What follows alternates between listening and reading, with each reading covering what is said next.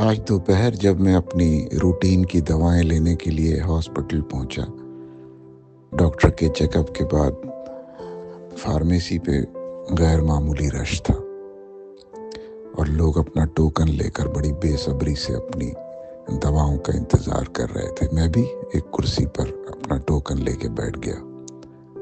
میں نے دیکھا ایک نوجوان پاکستانی نوجوان کاؤنٹر پہ کمپیوٹر کے پیچھے بیٹھے ہوئے اس لڑکے سے بڑی بدتمیزی سے مخاطب ہوا اور کہا کہ میں کب سے انتظار کر رہا ہوں، میں کسی کے باپ کا نوکر تو نہیں ہوں، تمہارا نوکر تو نہیں ہوں، کیا ہوا میری اپروول کا، کیا ہوا میری دوائی کا۔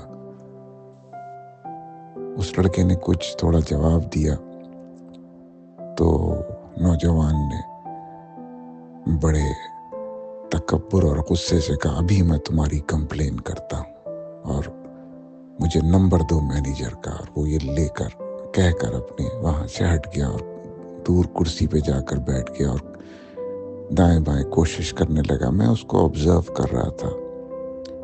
میرا دل چاہا کہ میں اس کو روک کے سمجھاؤں، لیکن میں نے مناسب نہیں سمجھا کیونکہ وہ بہت غصے میں تھا اور اس کی کیفیت کچھ مناسب نہیں تھی۔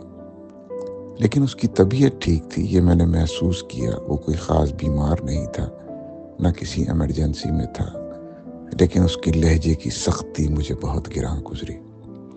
بہرحال کچھ اور منٹ گزرے، کوئی 20-25 منٹ کے بعد میں نے دیکھا کہ میں کہیں اور مصروف ہوا تو میں نے دیکھا وہ نوجوان ادھر ادھر دیکھ رہا ہے۔ تو میں نے اپنی عادت کے مطابق اس سے کہا ہاں بھائی پاکستانی ہو؟ کہا جی۔ میں نے کہا کچھ پریشان لگ رہے ہو؟ کہا جی میرا بیگ تھا یہاں رکھا ہوا، کہیں گم ہو گیا ہے، چھوٹا بیگ۔ ارے میں نے کہا سیکیورٹی سے کہو ڈھونڈو، تلاش کرو۔ کہنے لگا میری ساری چیزیں اس میں تھیں، لائسنس کا، میرے آئی ڈی، میرے ڈاکیومنٹس۔ اس کے چہرے کی پریشانی میں نے پڑھی اور اس کو میں نے پھر مشورہ دیا اور کہا کہ جاؤ ڈھونڈو۔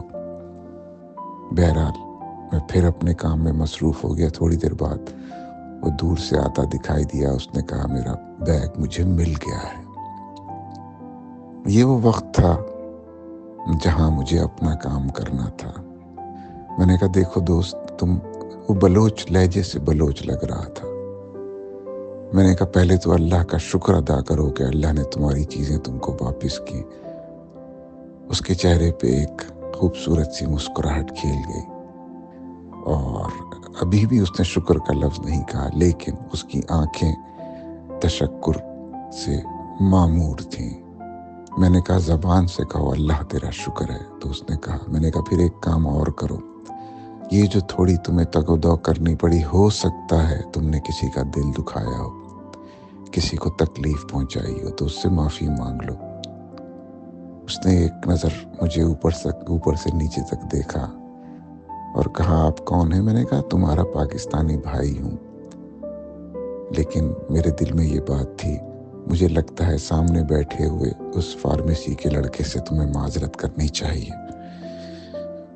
اس نے کہا میں کیوں کروں، غلطی تو اس کی ہے، دیر تو مجھے ہو رہی ہے۔ میں نے کہا ساری بات اپنی جگہ، لیکن شاید تم جو اس تکلیف میں تھے اس کی وجہ اس بچے کے دل سے نکلی ہوئی آہ ہو، لیکن اللہ نے تمہاری چیز تمہیں لوٹا دی۔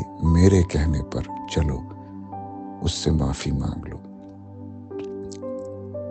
نہ جانے میری بات اس کے دل کو کیسے لگی، وہ میرے کہنے پہ آگے بڑھا اور میں بھی اس کے ساتھ گیا۔ میں نے کہا یہ آپ سے معذرت کرنا چاہتے ہیں۔ میں نے اس بچے کی طرف دیکھ کے کہا، وہ بچے نے کاؤنٹر پہ بیٹھے ہوئے اس بچے نے منہ پہ ماسک لگایا ہوا تھا۔ اس نے آنکھیں اوپر کر کے ہمیں دیکھا، ہلکی سی آنکھوں کی جو بھیگ تھی وہ میں نے محسوس کی۔ اس بچے نے ہاتھ بڑھایا اور اس نے کہا معذرت مجھے کرنی چاہیے کیونکہ ہماری وجہ سے آپ کو دیر ہو رہی ہے۔ دونوں نے مسکرا کے ہاتھ ملایا۔ میں نے اس بلوچ کے کندھے پہ ہاتھ رکھ کے کہا میرے دوست تم نے بہت اچھا کام کیا، اور وہ مسکرا کر ایک طرف چلا گیا۔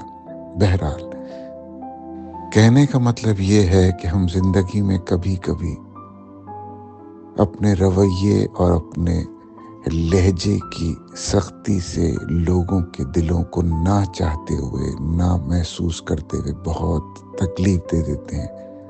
اپنے اس رویے کا احساس کیجیے۔